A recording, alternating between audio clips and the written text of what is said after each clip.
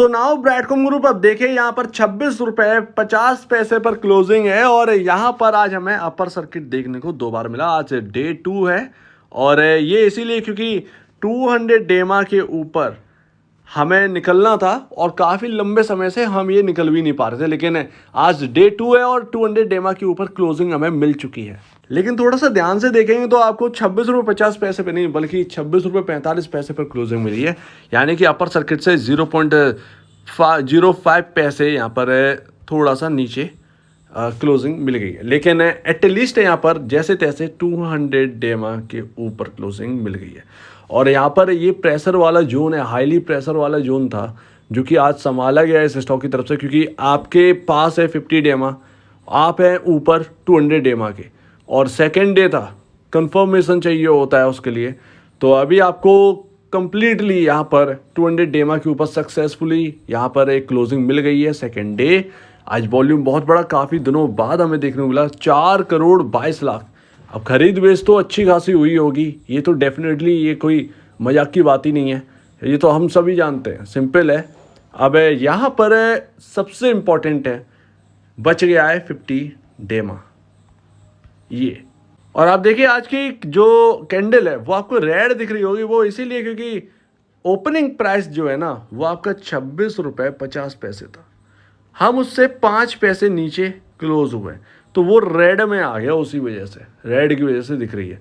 बाकी यहाँ पर अगर आप देखें तो आपका कल एक रेजिस्टेंस लेवल पड़ेगा, छोटा सा रेजिस्टेंस लेवल उसके ऊपर, और यहाँ पर एक कल अपर सर्किट और चाहिए हमें, बस एक क्लोजिंग अपर सर्किट वाली 5% हमें अगर तेजी मिल गई, उसमें आपका रेजिस्टेंस लेवल, उसमें आपका 50 डेमा दोनों ही निकल जाएंगे और ये शूटअप कर सकता है, पॉसिबल है। हालांकि इतना आसान नहीं है, बहुत आसान नहीं है। मैं आपसे इसीलिए कह रहा था कि मार्केट टूटने से पहले कैसे भी करके ये 36 के ऊपर निकल जाए, ये ज़्यादा बेहतर रहेगा, क्योंकि उस वक्त जो तस्वीर जो है ना, जो पिक्चर जो है वो दिख भी रही थी कि क्या हो सकता है और क्या यहाँ पर। आप देखिए, आप है जैसे आप किसी भी स्टॉक में हाथ नहीं लगाएंगे अगर आपके सामने सारे के सारे स्टॉक जो है ना वो रेड में दिखाई देंगे, आपका जो मन है वो पीछे हटाएगा बाई करने से कि कहीं आपको 2-4 रुपए और नीचे तो नहीं मिलेगा ये स्टॉक। यही एक मेंटेलिटी, यही एक साइकोलॉजी है निवेशकों की, सिंपल है। टूटते हुए बाजार में 90% लोग हाथ नहीं रखते हैं, 10% लोग ही सिर्फ हाथ रखते हैं जिन्हें कोई परवाह नहीं होती है शॉर्ट टर्म में। वो लॉन्ग टर्म वाले देखते हैं कि अभी हम धीरे धीरे खरीदते जाएंगे, लेकिन जैसे ही स्थिति सही होगी, अभी 3 महीने 4 महीने में यहाँ पर मेरा रिटर्न जो है ना वो मैं ज़्यादा कमाऊँगा जो लोग यहाँ पर जो है ना चलती गाड़ी में बैठेंगे। सिंपल है, जब चल रहा होगा स्टॉक तब खरीदेंगे तो मैं उनसे ज़्यादा रिटर्न कमा चुका हूँ। तो यही यहाँ पर एक 10% लोगों का एक मानना होता है और उसी हिसाब से वो निवेश करते हैं। और देखिए, इसमें कोई शक की बात ही नहीं है, मैं आपको लगभग 19,800 19,900 के आसपास में बोल चुका हूँ कि यहाँ पर संकेत जो हैं वो बिल्कुल गड़बड़ा चुके हैं। अब यहाँ पर एनालिस्ट उन चीज़ों पर ध्यान दे रहे हैं कि देखिए आप डॉलर इंडेक्स, इसके बारे में आपको 102 के आसपास ही बता चुका था, ठीक है, अभी 103 चल रहा है। देखिए कितना नेगेटिव है। आपका USD INR हमारे IT स्टॉक्स के लिए पॉजिटिव है, बट एक्चुअल में नेगेटिव रहता है बाकियों के लिए। तो USD INR अपने ऑल टाइम हाई पर पहुंच चुका है। ऑल टाइम हाई तो $85 है, लेकिन 83 पॉइंट समथिंग के आसपास आ चुका है, 83.20 के आसपास है यहाँ पर जो है ना डॉलर का भाव आ चुका है। तो ये आपका नेगेटिव है। तीसरा आपका जो सबसे ज़्यादा US की बॉन्ड डील्स, वो यहाँ पर 52 वीक हाई, या कहें 52 वीक हाई, एक्चुअल में 52 वीक हाई पर है। तो बताइए, ये 3 चीज़ें मैंने आपको बहुत पहले मैंने आपसे कह दी थी कि बॉन्ड यील्ड बिल्कुल ठीक नहीं लग रही है, इन सब के कारण मार्केट गिर सकता है।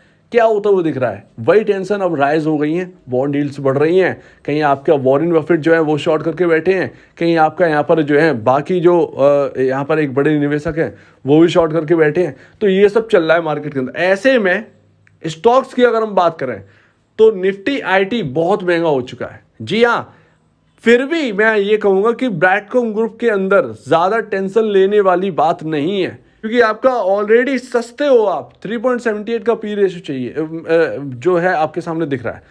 अब यहाँ पर कितना आप गिरा दोगे, क्या आप पूरा ख़त्म कर देंगे क्या? बिल्कुल भी नहीं।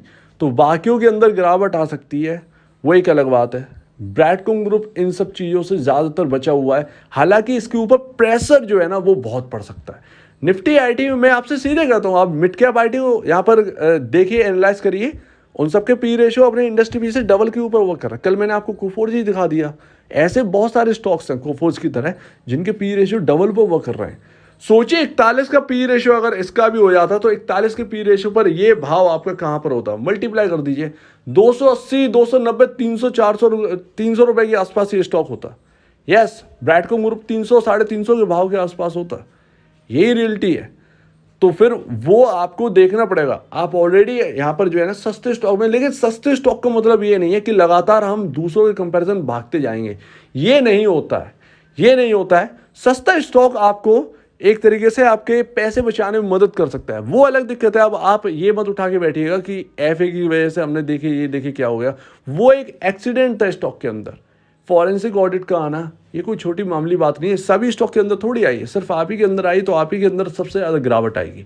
तो उसी का रव ऑफ इफेक्ट हमें दिखा भी है, और उसका कैसे फ़ायदा उठाया गया है वो अपने को पता है। निवेशकों ने भर भर कर शॉर्ट किया, मतलब ऐसे निवेशक जो सिर्फ इसका ही काम करते हैं, शॉर्ट करना, बाई करना, थोड़ा सा यहाँ पर जनरेट करना, उनकी तरफ से खेला गया है, प्ले किया गया है, तो वो यहाँ पर दिखता है। तो अभी मैं फिलहाल यही कहना चाहूँगा कि अनिश्चितता मार्केट के अंदर बहुत है, बहुत है। आप देखिए केमिकल सेक्टर में, मैं कल फ्राइडे है, कल मैं बात करूँगा, केमिकल सेक्टर के अंदर टॉप बन सकता है, पॉसिबल है। निफ्टी आईआईटी के अंदर टॉप बन सकता है। आप क्या बात कर रहे हो, ये लोग चिल्लाते रहेंगे एनालिस्ट। आज ही यहाँ पर बुलिस लेकर बैठे थे, क्या हो गया मार्केट के अंदर, आप देखिए 120 पॉइंट गिर गया। एक मिनट भी पॉजिटिव आया हो तो आप बता दीजिए। तो वो एनालिस्ट की बातें हवा वाली बातें होती हैं, वो कहने की बात है, वो कुछ भी आकर बोलते हैं, लेकिन एक्चुअल में ताज्जुब की बात ये है कि 7-8 हज़ार करोड़ का यहाँ पर रेवेन्यू वाली कंपनी, इसके बारे में कोई बात ही नहीं करता है। सबसे बड़ी बात यही है, मतलब कुछ ऐसे उठा के बात भी कर लो, कुछ भी नेगेटिव भी बोलना है तो बोल दो, कोई दिक्कत की बात नहीं है, लेकिन एटलीस्ट बात तो करी जा सकती है कि ऐसी भी कंपनी लिस्टेड है। तो वो यहाँ पर एक देखने को मिलता है, लेकिन यहाँ पर कुछ चर्चा ही नहीं है। बिल्कुल ऐसा लगता है इनविजिबल खड़ा है ब्रैडकॉम ग्रुप, इसके बारे में कोई एनालिस्ट चर्चा ही नहीं करता। बहरहाल ठीक है, मुझे निफ्टी आईटी के अंदर ब्रैडकॉम ग्रुप सबसे सस्ता यहाँ पर स्टॉक दिखता है, जिसका रेवेन्यू और प्रॉफिट बड़ा धमाकेदार है। तो मुझे और कुछ लेने देने के से मतलब ही नहीं है, बस ये कैसे भी करके 50 डेमा से ऊपर निकला है, और बुक वैल्यू कहीं ना कहीं मदद भी करेगी। 34.61 की बुक वैल्यू है। और देखिए सिंपल सी एक लाइन में मैं आपको बात बताता हूँ, कोई नहीं चाहता कि ये स्टॉक बढ़े, ये तो क्लियर है। अदरवाइज कवर नहीं कर रहा है, ये बहुत बड़ी बात है, बहुत बड़ी बात है कि आपकी ऐसी ग्रोथ आपको देखने को मिल रही है और कोई कवर ना कर रहा हो। तो ये अपने आप में एक मतलब अजूबा है, एक तरीके से कह सकते हैं। चलिए वो जाने दीजिए, एटलीस्ट लोगों को पता तो है कि ब्रैडकॉम ग्रुप क्या है।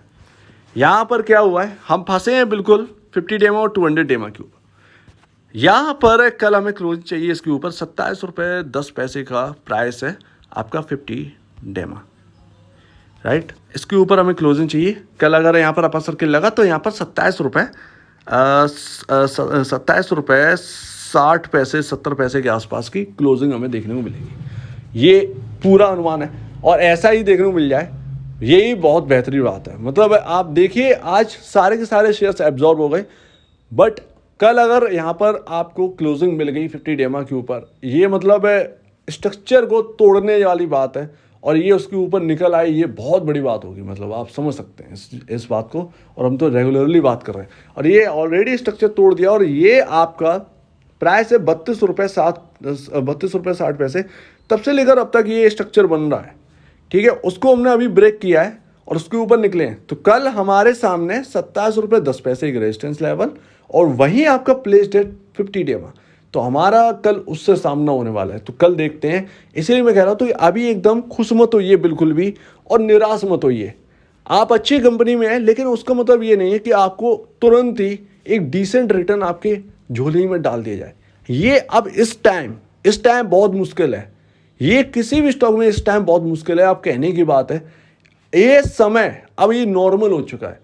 2020-2021 में नए निवेशक आए, अंधाधुंध पैसा आ रहा था, जहां देखो वो स्टॉक चल रहा था, वो एक अलग बात थी, ठीक है। पिस भी गए इतने में स्टॉक्स जो चले थे बेमतलब में, वो सब गिर गए, सब खत्म हो गए विदाउट एनी रीजन। या तो एक रीजन था एफए का, तो यहाँ पर कल बस यही होप है कि कल कैसे भी करके ये क्लोजिंग दे जाए। एटलीस्ट फर्स्ट डे कल से होने लगेगा आपका 50 डेमा के ऊपर, और सेकंड डे मंडे के दिन भी अगर हम क्लोज हो गए तो आराम से 30-32 रुपए तक जा सकते हैं। 32 रुपए 60 पैसे एक रेजिस्टेंस लेवल बनेगा। 32 रुपए भी अगर हमने क्रॉस कर दिया 32 रुपए के ऊपर, तो फिर आपका 36 रुपए की तरफ जाना है। तो फिर तैयार रहिए, एक्शन बड़ा रहने वाला है। लेकिन कल का दिन बहुत ही मतलब आप समझ सकते हैं कि 200 डेमा और 50 डेमा को हम क्रॉस करने वाले हैं, तो इससे बढ़िया मतलब क्या ही कह सकते हैं। मतलब देखते हैं इसके ऊपर। सो उम्मीद है आप इस बात को समझेंगे। आपका क्या कहना है इसके ऊपर कमेंट सेक्शन में कहिए, और आप वीडियो देखने के लिए बहुत धन्यवाद दोस्तों।